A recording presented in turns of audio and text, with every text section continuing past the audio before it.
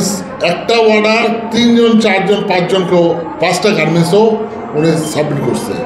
একটা অর্ডার মনে করেন কোনো একটা অর্ডার 1 লাখ পিস এই গার্মেন্টসে দিল, নাম্বার এ নাম্বার গার্মেন্টসে দিল, ওখান থেকে ব্যাক টু ব্যাকের মাধ্যমে সেই গার্মেন্টস থেকে টাকা নিল, টাকা নেওয়ার পরে ওই গার্মেন্টসের ক্যান্সেল করে দিত অর্ডার। এই জামিল আহমেদ আমরা এক্সেসরিজ সাপ্লায়ার, আমাদের এখানে কয়েকজন আছে, উনি পার্টনার হিসাবে যুক্ত হয়েছিলেন ইনি সেলিম ভাই। এখন উনি অ্যাক্সেসরিজটা নিত কীভাবে? অ্যাক্সেসরিজটা নিত ব্যাক টু ব্যাকে এসির মাধ্যমে, B2B এসি যেটাকে বলা হয়। গার্মেন্টস অর্ডার দিত, ওনার অ্যাডভাইসে গার্মেন্টস অর্ডার দিত, গার্মেন্টসে মালটা পৌঁছাইতো। বেশিরভাগ সাপ্লাইয়ের ক্ষেত্রে এই কাজটা হয়েছে। তার মানে যাকে মাল দিচ্ছে সে পেমেন্টটা করবে, এটাই স্বাভাবিক, এটা করতো। কিন্তু টাকা দেওয়ার ক্ষেত্রে যা এলসিটা ওপেন করতো না, কিছু হয়তো করতো, কিছু ওপেন, কিছু করার পরে ব্যাকের বন্ধ হয়ে যেত। এরপরে গার্মেন্টসকে ভুয়া মাস্টার এলসি দিত। গার্মেন্টস একটা অর্ডার 3 জন 4 জন 5 জনকেও 5টা গার্মেন্টসও উনি সাবমিট করছে। একটা অর্ডার মনে করেন কোনো একটা অর্ডার 1 লাখ পিস এই গার্মেন্টসে দিল, নাম্বার এ নাম্বার গার্মেন্টসে দিল, ওখান থেকে ব্যাক টু ব্যাকের মাধ্যমে সেই গার্মেন্টস থেকে টাকা নিল, টাকা নেওয়ার পরে ওই গার্মেন্টসের ক্যান্সেল করে দিত অর্ডার। এরপর বি নাম্বার গার্মেন্টস আসলো, তাকে সেম অর্ডার দিত, সেম অর্ডার দিয়ে ওখান থেকে আপনার $20-30,000 নিয়ে নিত, নিয়ে ওই অর্ডারটা বি নাম্বার গার্মেন্টসের ক্যান্সেল করে দিত। এরপর আসতো ওই একই অর্ডার নিয়ে সি গার্মেন্টসে। এইভাবে সে ABC মানে 3-4টা গার্মেন্টসের প্রত্যেকটা অর্ডার সে সাবমিট করতো, এবং প্রত্যেকটা গার্মেন্টস থেকে $2-3 করে সে নিয়ে নিত।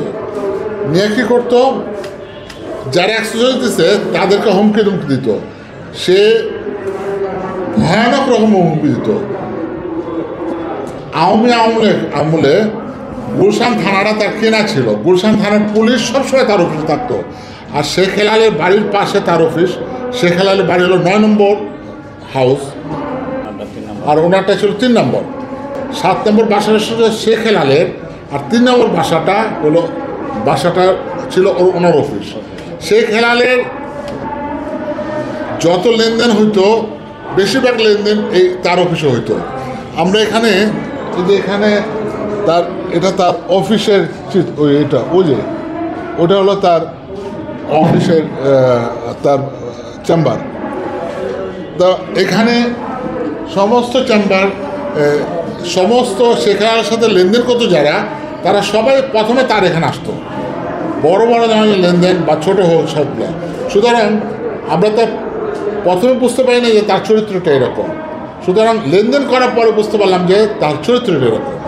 আরেকটা মজার ব্যাপার হলো, আমরা যতজনের টাকা পাই কারোর সাথে কাউকে পরিচয় করায় না, শুধুমাত্র বন্ধু পরিচয় দিতে। এটাই যদি দেখা হয়ে যেত যে অমুক আমার বন্ধু, যেমন মিলন ভাই, উনিও এক্সারসাইজ দিচ্ছে, আমি যে এক্সারসাইজ দিচ্ছি উনি এক্সারসাইজ দিচ্ছে।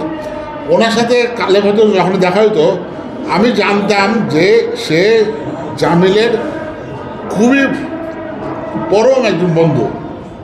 আমাকেও ঠিক এইভাবে ওনাকে পরিচয় দিচ্ছে পরম এক বন্ধু। এই যে সেলিম ভাই, ওনাকেও পরিচয় দিচ্ছে ওনার বন্ধু হিসাবে, আবার ওনার কাছে আমাকে পরিচয় দিচ্ছে আমার বন্ধু হিসাবে।